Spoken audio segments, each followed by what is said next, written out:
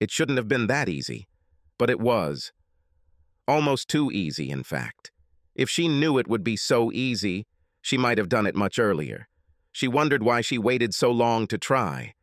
Alex stretched languidly in her lover's bed. Turning on her right side, she stood up and walked into the bathroom. She turned on the shower, adjusted the temperature, and climbed into it. She quickly soaped herself up and was about to turn on the water when Trey entered the room, and they switched places. 15 minutes later, the pair were ready to go. The man leaned towards her, but the woman pulled away slightly so that his kiss would not smear the lipstick on her newly painted lips. "Calm down, love. Let's stick to the plan, and then we can do this for a long time," she warned him. "Sorry." "You're right," he replied. "Your lips are just so damn kissably." The woman smiled radiantly. At least for the first month, this part of her life went exactly as she had planned. She didn't expect anything less. In fact, she expected this to continue much longer. Some would call what Alex and Trey were doing on Wednesday afternoon an affair. She believed that the term affair was too rude. Alex loves Trey and considers their Wednesday meetings to be more than just a dirty fling. Alexis Temple wasn't looking for love when she found it the second time. She had been happily married to Chris Temple for 12 years when she met Trey Latham at an executive board meeting at Parkfield Hospital 4 months earlier. Alexis is the director of human resources at Parkfield, and Trey is the new marketing representative for Riley Gordon, the hospital's public relations firm. Trey was dressed in a charcoal gray pinstripe suit that was clearly tailored to his athletic, 5'3", 100-pound frame. His brown hair is wavy and thick, and his big brown eyes sparkle when he speaks. She feels butterflies in her stomach when he looks at her. Over the next few months, they communicated several times before Alex realized that her feelings for Trey were more than superficial. To call it an affair would be wrong. This is a relationship for which she has nothing to apologize for or feel guilty about. On Saturday afternoon, Chris Temple walked to the mailbox and picked up a handful of letters and miscellaneous correspondence that had been dropped there that day. The handful contained 2 envelopes from Indiana containing license plate stickers and printed 2023 registration documents. Chris opened the envelope addressed to him, attached the new sticker to his license plate, and placed the registration in the glove compartment of his car. He then opened the envelope addressed to his wife, placed a new sticker on her license plate, and tried to put her registration in the glove compartment, but the glove compartment was locked. Who locks their glove compartment? Chris thought angrily, returning to the house. He took his wife's car keys from the shelf, opened the glove compartment, and put in the new registration. He closed the box and was about to leave when a crazy thought came to him. Chris opened the glove compartment again and looked inside. There he found the car's owner's manual, the last 3 registrations, and a cell phone, the only thing that surprised him at that moment. Crap, crap, crap, he muttered to himself. Chris knew his wife was upstairs in the shower. As had been customary for the past 6 months, she returned home about 20 minutes early from her Saturday morning workout and, as usual, went straight to the shower. He slowly turned on the phone and waited until it booted up completely, then looked at his call history. Since she didn't expect anyone to find her phone, she didn't clear her call history. There was a short list of calls, but a long list of text messages, all from one Trey Latham. Even before he saw the text messages, Chris knew his 13-year marriage was over. Reading the messages didn't change his opinion at all. Chris turned off the phone, put it back in the glove compartment, and locked it again. After hanging his wife's keys back on the rack, he listened for a second, hearing the shower still running upstairs. He went outside to mow the yard and think. The messages told Chris that his wife had been having an affair with Trey Latham for almost a year. He remembered that her late Wednesday evenings in the office began around this time. Apparently, she took a long lunch break and then added it to the end of the workday so that she could get some work done. About 6 months ago, judging by correspondence, they added Saturday mornings to their game days. Chris remembered that this coincided with his wife starting to train at a local gym. Tears welled up in my eyes. He slammed both hands on the handle of the lawnmower. Hearing the sound of a mower from the second-floor bedroom, Alex smiled. She knew that Chris liked to mow the yard, both for exercise and because he actually liked the look of a well-kept yard. As she got dressed to enjoy the rest of her Saturday, she realized that she was truly lucky. She had an adoring husband and a hot young lover. It had been almost a year since Alex had expanded her sex life to include Trey, and everything was going just as she had planned. Thanks to careful planning and good organization, her life had never been more fulfilling. A loving husband, 2 wonderful children, a great job, and a 29-year-old second husband who filled the emotional and physical gaps she felt were in her marriage. Yes, there were times when she felt almost depressed, but mostly she knew that she was living life to the fullest. By taking a lover, a second love, she essentially completed what she wanted in life. She did not take the easy way out. She lived her life to the fullest, so it seemed to her. She lived life to the fullest on this day, and it meant being able to have sex with 2 different men on the same day, which was very lustful, and always resulted in mind-blowing pleasure when she managed to get her husband to make love to her in the evening, after earlier in the day, her lover had made love to her. After sex with Trey, Alex always showered and cleaned herself thoroughly, so she had no problem with Chris initiating sex with her on those nights. In fact, after she was sure that her husband would not be able to find out that she had sex earlier in the day, she began to initiate sex herself in order to get additional excitement from her own naughtiness.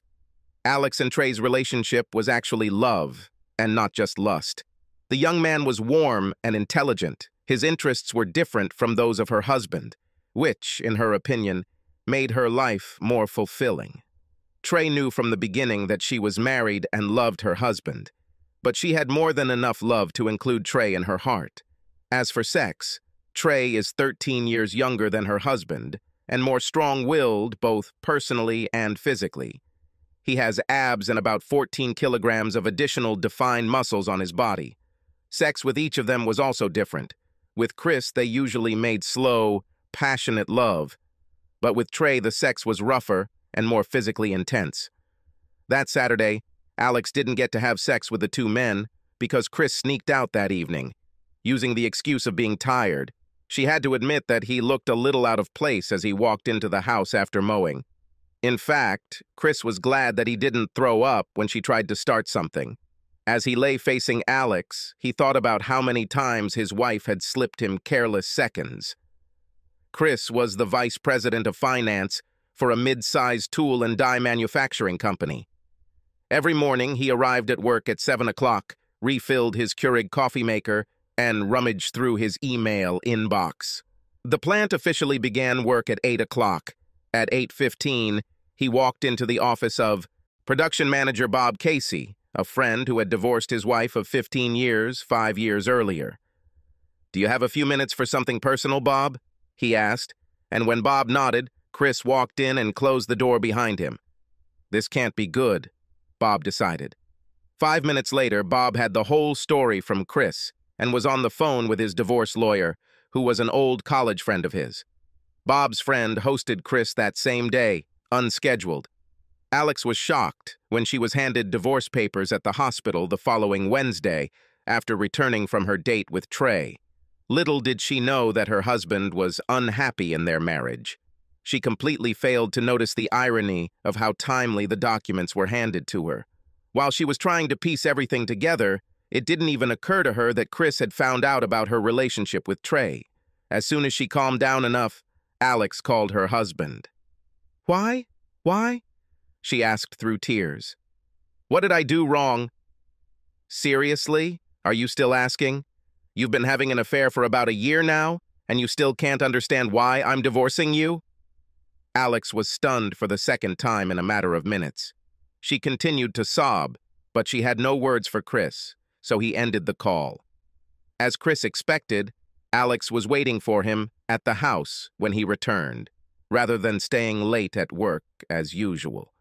"Won't Mr. McCoy be upset with you for not making up the hours for that long lunch?" Chris asked, entering the house from the garage. "I love you, honey. You know. I'm sorry I didn't tell you about Trey, but I felt it was best for everyone," Alex said. "For all?" Chris interrupted. You and your lover are not everything. What about me? Am I not a part of everyone? Yes, part of it, she said quietly. I guess I need to explain. Do you think so? Chris chuckled. I didn't tell you about Trey because I knew you wouldn't understand. And you'd ruin everything like you're doing now, she began. Am I ruining everything? Sorry, Mother. What exactly am I spoiling? Chris growled. I wasn't looking for this relationship, Chris. It just happened. And I'm glad about it. Trey is a wonderful man. You'll like him if you get to know him better. This is much more than a novel. This is much more than sex, than lust. I love him just like you, Chris. And I can't give him up, just like I can't give up on you.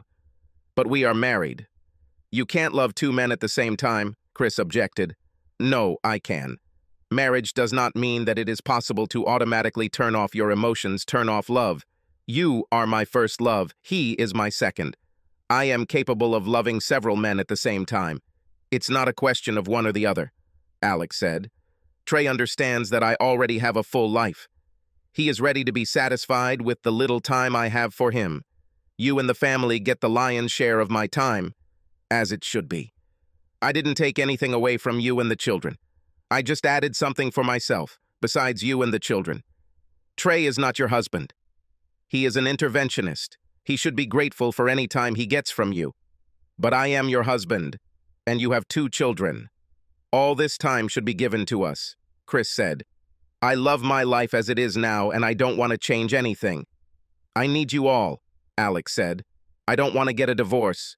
Yes, but I didn't want my wife to sleep with another man. Apparently, we don't always get everything we want, Chris said. Remember when we got married, baby? Do you remember the words love, honor, and cherish? How can sex with another man be love, honor, or saving me? You talk about it so dirty, disgusting, Alex said. There is nothing like it here. From your point of view, maybe. For me, it definitely is, Chris said. She growled. The argument ended when the couple's 2 children came downstairs to greet their father. Both parents knew that their children had heard the heated conversation. The children, 13-year-old Josh and 10-year-old Kayla, looked very awkward. Sorry you had to hear that, Chris said. In the future, we will try to behave more like adults. But yes, we are getting divorced. We both still love you, and you guys had nothing to do with our breakup. I agree with everything your father said, except that there will be no divorce, Alex said. He won't be so selfish as to ruin your lives because something happened to him. He won't ruin your life because he didn't change it, Chris said. Mother, did you cheat on your dad? How could you? Kayla screamed. Alex winced with displeasure. She looked first at her daughter, then at her husband. Watch your language, Kay. I'm still your mother, Alex rasped. Only because I can't divorce you, the girl shouted back and ran upstairs to her room. Well, that was nice, Chris said to no one in particular. I think we should have a family meeting while we eat. Josh, bring your sister so we can talk. As Alex sat and looked at the other 3 members of her family, they had a candid discussion about her infidelity and her impending divorce. He told the kids he was filing for joint custody instead of letting Alex take custody of them. You can't take my children away from me, Chris, she shouted. And I'm not going to, but you won't get primary custody either. You can't cheat and make me a dad just for the weekend, he snapped. So who is the guy you're cheating on Dad with? Josh asked his mother.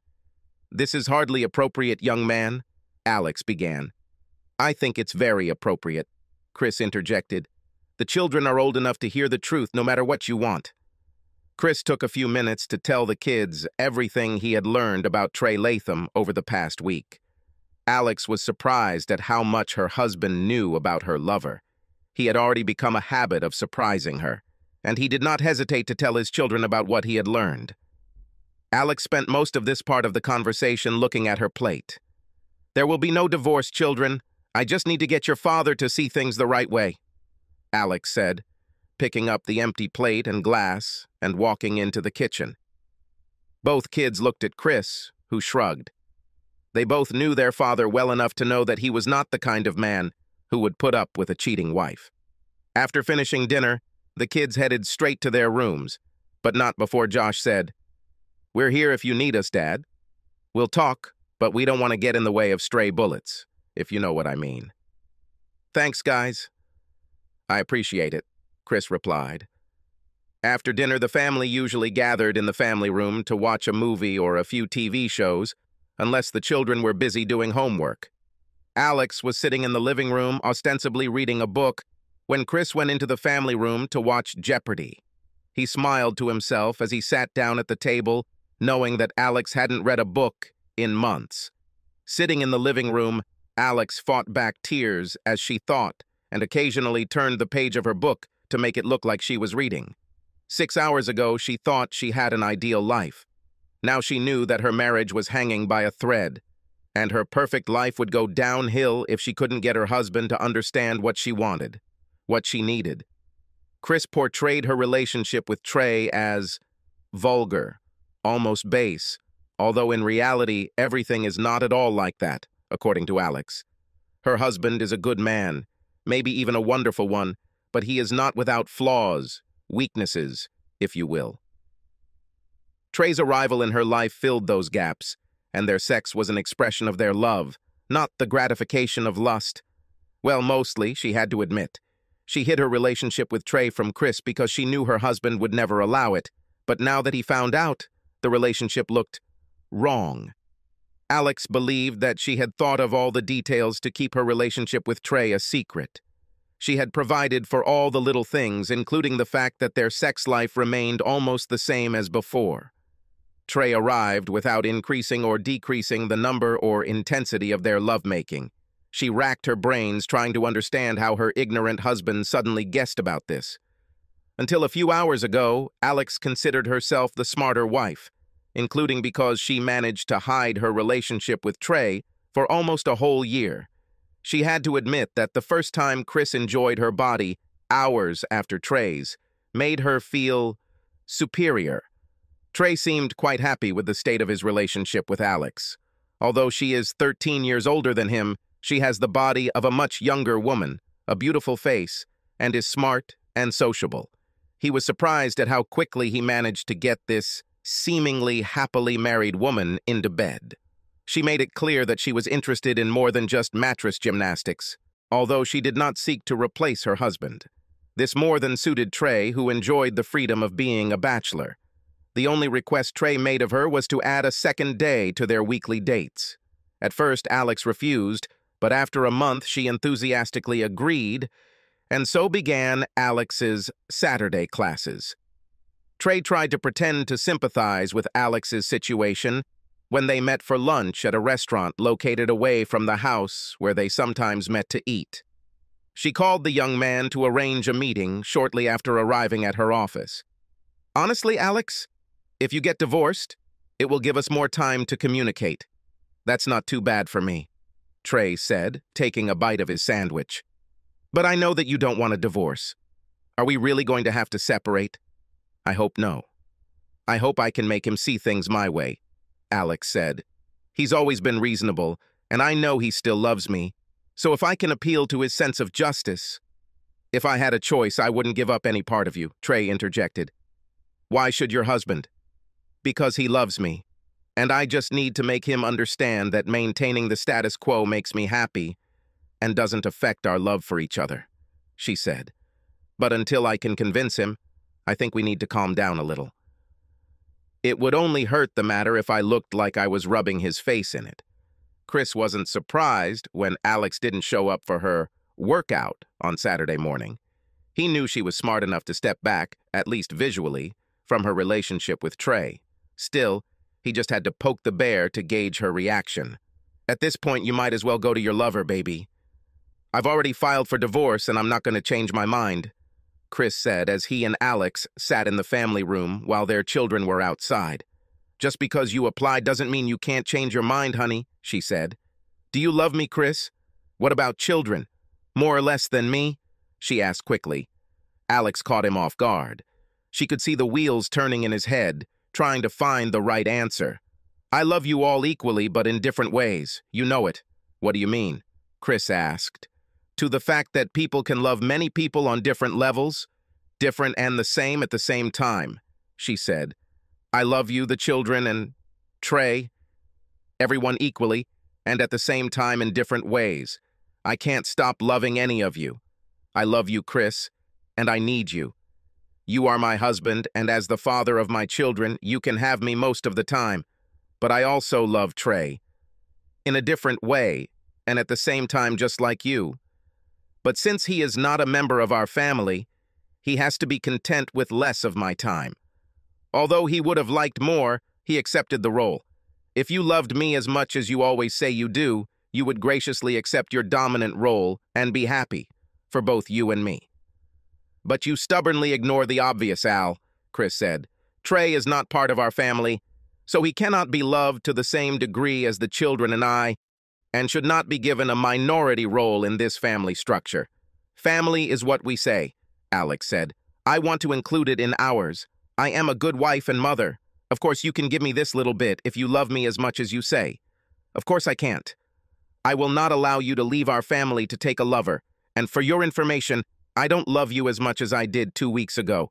Unfortunately, you can't stop loving someone overnight, but your blatant disrespect for me over the last year has really eroded my reserves of love, Chris said. I didn't disrespect you. I love you as much as I always have, Alex said. So you never loved me as much as I loved you. Otherwise, you wouldn't have been able to have a lover, Chris said. He is more than a lover. He's like a second husband, she said. Yes, younger husband. I see, Chris muttered. Every night, Chris slept on the sofa in the family room, despite his wife's constant urging to return to their bedroom. We can't talk unless we're in the same bedroom at night, she noted. Alex's eyes got big when, at their first meeting with the lawyers, Chris's lawyer started talking about selling the house and dividing the property. You can't be serious. I don't want to get a divorce, Alex said. Well, it will happen, so get used to it. We need to sell the house so we can both afford something bigger than a closet, Chris said. Fine, you won, Alex practically screamed. I'll leave him, I promise. As if I can trust your promises. You had no problem breaking our oath. I don't understand why I should trust your promises. You'll figure out a way for me not to catch you next time, and you'll cheat behind my back, Chris said. It's not about winning, you stupid woman. It was me who lost. Our children lost. Alex lowered her head in shame. What if I let you take a toy? Will we be even? She asked. You just don't understand, Al. I probably wanted just you and me. Chris felt uneasy when a week later, his father-in-law and mother-in-law called and asked why he and their daughter were getting a divorce. He decided that since they were her parents, she should have told them. He always got along well with Alex's parents, calling them Mom and Dad, just like he called his parents.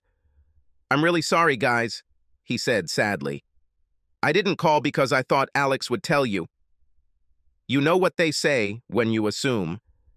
His father-in-law gasped when Chris told them both that their daughter was cheating on him with Trey Latham.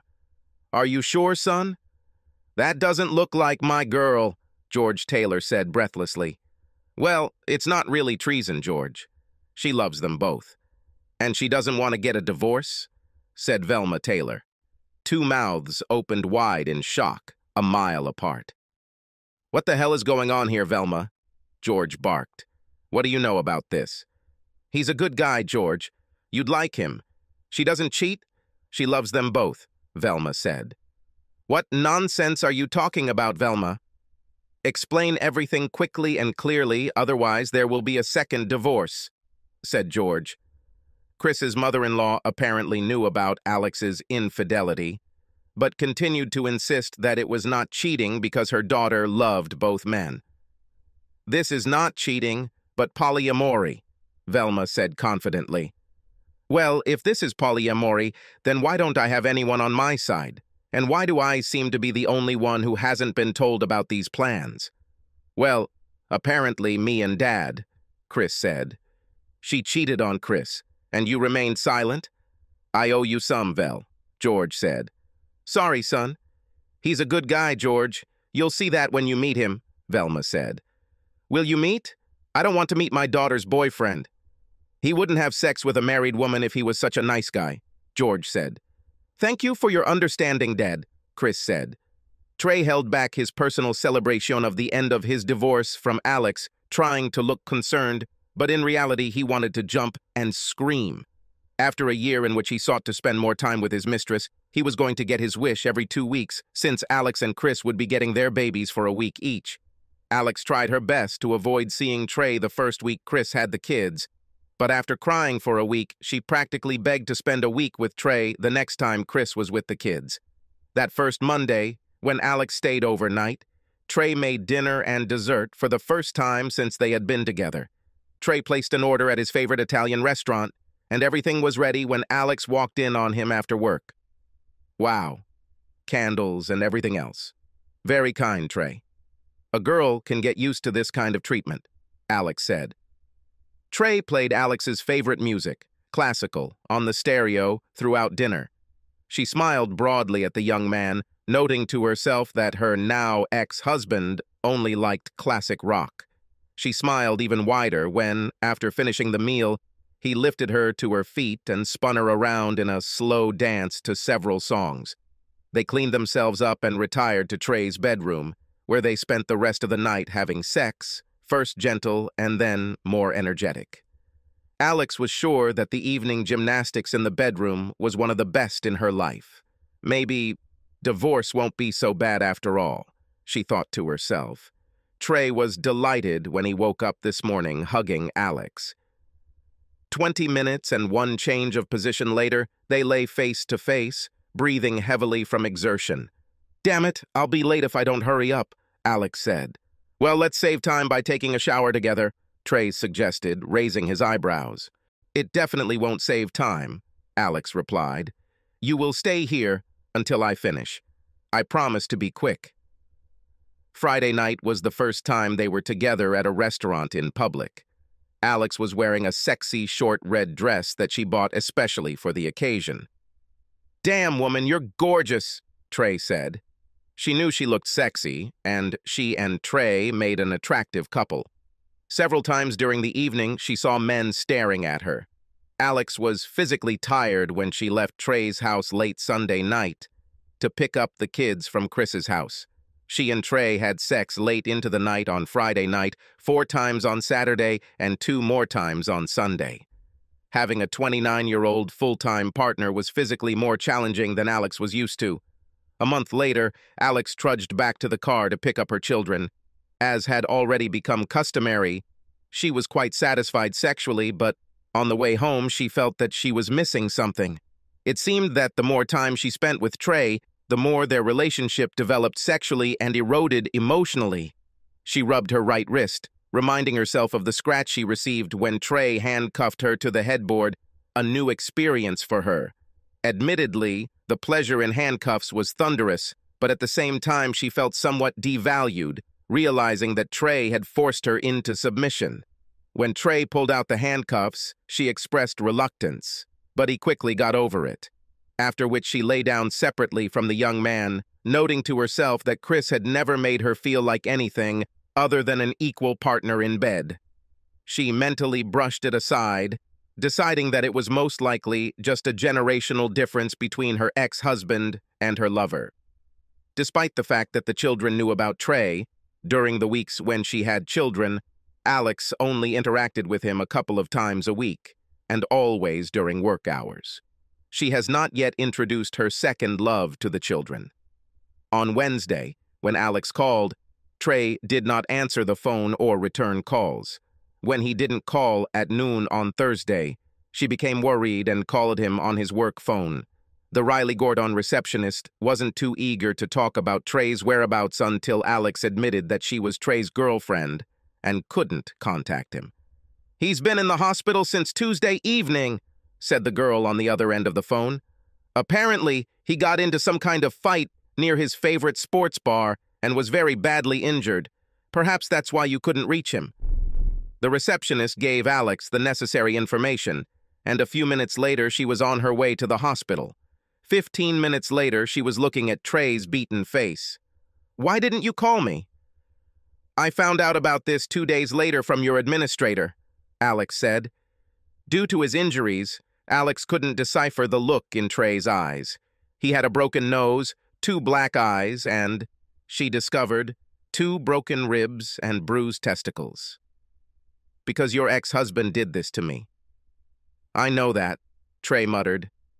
"This unscrupulous bastard didn't do it himself, but paid someone. He will pay for everything when the police catch these 2 thugs." "No, no, this can't be true, Trey. Chris is too good to do that. He is one of those who divorced me as soon as possible, but would never harm anyone. I think that's why I thought I could have 2 husbands," Alex said. "Yes, and what came of it?" Trey growled. "I'm telling you, he's a weakling and not the good guy you think he is. He will end up in prison. I will not stand in ceremony with him just because he is the father of your children. I'm sure he didn't do it, but still, Trey, you should have called me. I shouldn't have found out about this 2 days after something happened." Considering how cold and calculating Chris had been when he filed for divorce, Alex couldn't be sure that her ex-husband hadn't had a hand in Trey's beating. And if this is not so, then she will have to admit that she herself is partly to blame for the beating. "What the hell, Chris? Does your ego feel better now?" Alex shouted to her ex when he answered the phone that same day. Why the fuck are you screaming?" Chris said quietly in response, wondering what his ex-wife was babbling. "Nice try, Chris. Trey is very angry and in a lot of pain, and when you get caught by the cops, you're going to jail." "I can't calm him down," she said. "As you say," Chris answered and ended the conversation, still not understanding what Alex was shouting about. Alex had to admit that Chris actually looked confused by what she was saying. She wondered when he had become so good at pretending to be innocent. How ironic. The police showed up at Chris's house about 20 minutes after he talked to Alex on the phone. "I made fresh coffee. I was waiting for you guys since my ex called a few minutes ago. From what she said, I'm guessing something happened to her beloved second husband. And I'm the #1 suspect," Chris said. Chris poured coffee for both officers and patiently answered questions for about 15 minutes. As they left, the officers agreed that it did not appear that the jilted ex-husband was a suitable suspect. A month later, police ruled Chris out as a suspect in Trey's beating. A few weeks later, Chris and his father-in-law were sitting quietly in a bar on the outskirts of town, enjoying a couple of glasses of Angel's Envy rye. "Thank you, Dad." "I owe you a big debt," Chris said quietly. "The damned police were absolutely sure that I was involved in beating this stupid bastard. Yes, you were such an obvious target that they simply could not help but notice you. But you don't owe me anything. I owe you this for what my stupid daughter did to you.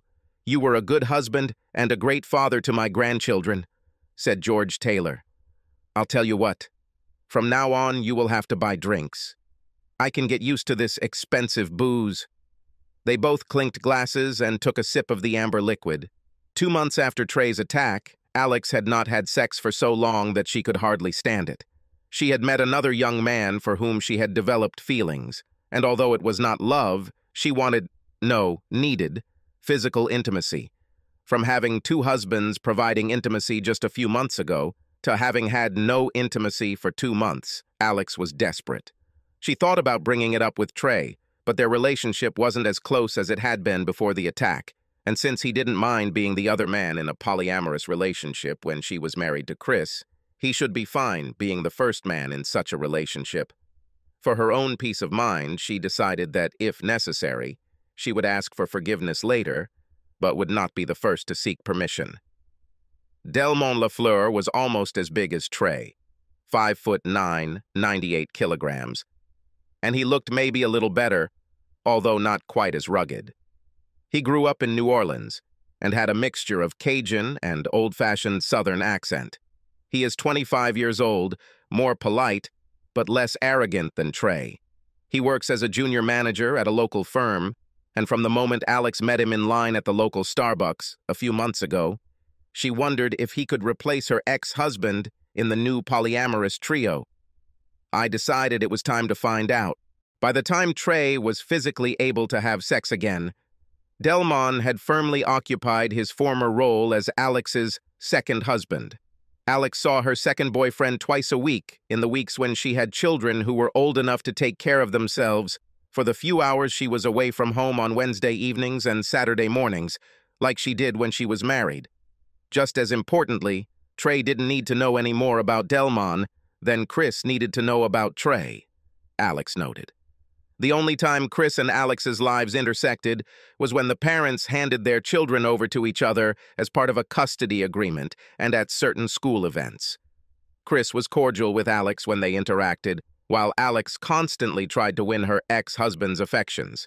It was the children who informed Chris that his ex-wife had returned to a polyamorous life about 6 months after it became a fact. Josh and Kayla mentioned in passing that they often did their Saturday chores early while their mother was at the gym so they could spend the rest of the day with friends away from her.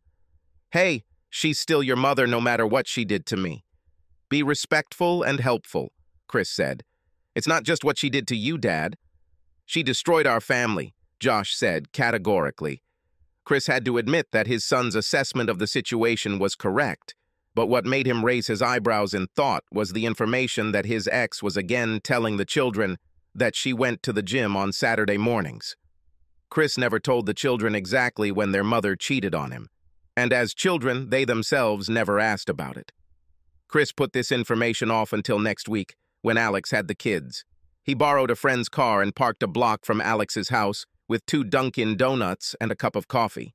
She was already all wet, remembering the morning with Delmon, and did not suspect that she was being followed. Chris smiled as he watched Alex park his car on the street outside the house divided into 2 apartments. He wrote down the address as he finished his second Bavarian cream donut and looked up just in time to see a large, bare-chested young man in sports shorts standing at the door greet his ex with a tender kiss on the lips. "She definitely likes them big and young," Chris said out loud, watching what was happening. Chris took the phone, pressed the button several times, and found out the young man's name. A few more clicks, and he got a lot more information and giggled happily. "Thanks, Google," he said. Trey Latham didn't recognize the caller number that popped up on his phone, thought about sending the call to voicemail, but then decided to answer. "Trey Latham, how can I help you?" he answered confidently. "You can't help me, idiot, but I can help you," Chris said without introducing himself. "What the hell do you want, bastard? Is it too late to apologize to me?" Trey growled into the phone. "I have no reason to apologize to you," Chris said. "But for selfish reasons, I will do you a favor that you don't deserve. Do you know where your favorite girl is now? I take it you know." Trey snapped. "Isn't she with your damn children?" "Well, she is with the child, but not with mine. She definitely has her type. He's a big bastard, probably the same height as you, but a little younger. God, if she keeps this up, she'll be dating kids in a few years," Chris chuckled. "Let's say I believe you. Who is this bastard?" Trey asked. "According to Google, he is Delmont Lafleur, lives at 1234 William Street. You'll have to figure out the rest yourself." "I'm out of coffee," Chris said. Alex barely had time to walk into Trey's house on Monday after work when Trey attacked her, only this time not literally, but figuratively.